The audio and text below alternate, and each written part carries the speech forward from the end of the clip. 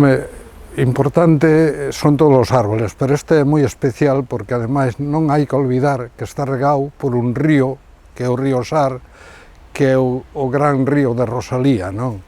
Rosalía conoceu seguramente moito tempo e estuvo aquí en Conxo, que aquí celebrase o banquete, e este árbol tuvo que estar ao carón dela, seguro.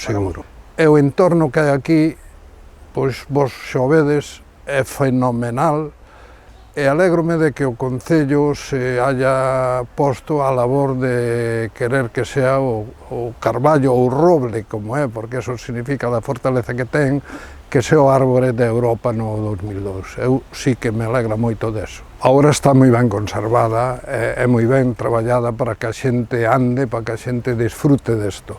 Antes estaba, pero non desta maneira, agora merece a pena. E a carballeira para a xente é algo que está logrando sobrepoñerse e facer que a xente queira.